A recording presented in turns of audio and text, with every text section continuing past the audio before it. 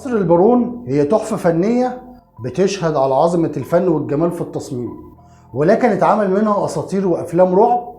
هو فعلا تصميمه بيوحي بالرعب، والقصة اللي معانا عن رعب قصر البارون في القرن ال19. بعد إذنكم عندي ملحوظة صغيرة. مشرفني في قصة النهاردة الأستاذ علي العليمي. عايز أعرف رأيكم في التعليقات. نستمر مع بعض في عرض القصص ولا أنتم رأيكم إيه؟ قولوا لي عليه.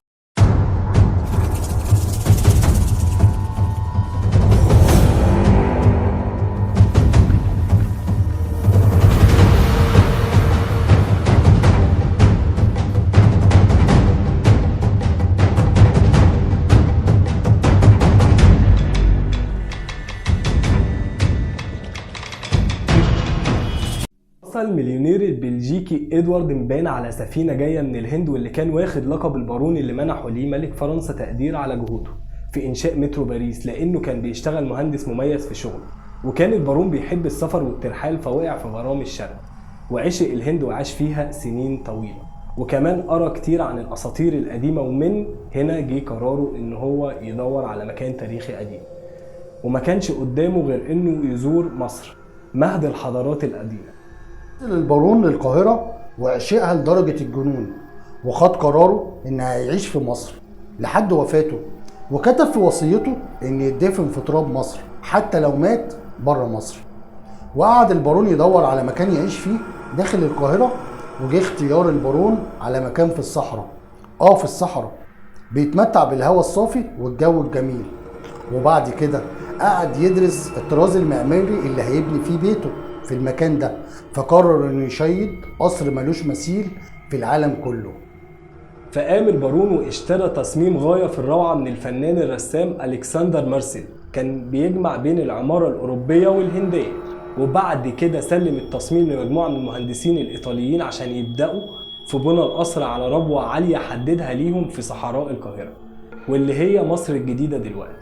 وبعد 5 سنين خرجت التحفة الفنية للنور. قصر فخم جدا، بلكوناته متزينة بتماثيل مرمرية على شكل أفيال، وفي برج على قاعدة متحركة كاملة بيدور كل ساعة علشان اللي قاعد يشوف كل الاتجاهات اللي حوالين القصر. والغريب في القصر ان الشمس ما بتغيبش عنه ابدا. وفي ناس كتير اكدت ان قصر البارون هو بيت رعب حقيقي، لانهم من وقت للتاني بيسمعوا اصوات اساس القصر بتتحرك بين الاوض في نص الليل، وبتنور فيها انوار فجأة في الساحة الخلفية، وبتنطفي برضه فجأة.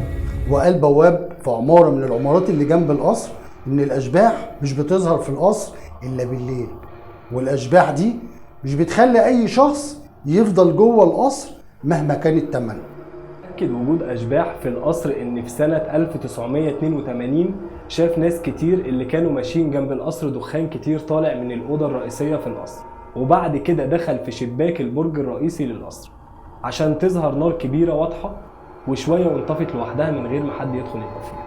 وفسروا إن السبب وراء كل الغموض والرعب ده اللي في القصر هو الغرفة المسحورة اللي منع البارون أي شخص إنه يحاول يدخلها، حتى بنته وأخته هيلانا، وهي الغرفة الوردية في بدروم القصر. والغرفة دي بتفتح أبوابها كل ما دخل السرداب الطويل رايح لكنيسة البازيليك واللي اتدفن فيها البارون بعد موته. زاد القصر غموض ورعب هو قتل أخت البارون لما سقطت من بلكونة أوضتها الداخلية.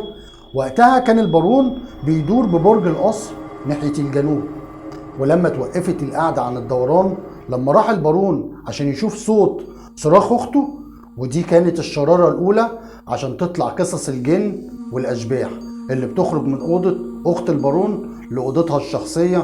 واللي قالت القصص إن روح البارونة هيلانا غضبت بسبب تأخير البارون في إنقاذها، وعطلت دوران تروس البرج الدوار، واللي وقفت من يوم ما اتقتلت أخت البارون ولحد وفاة البارون نفسه سنة 1928.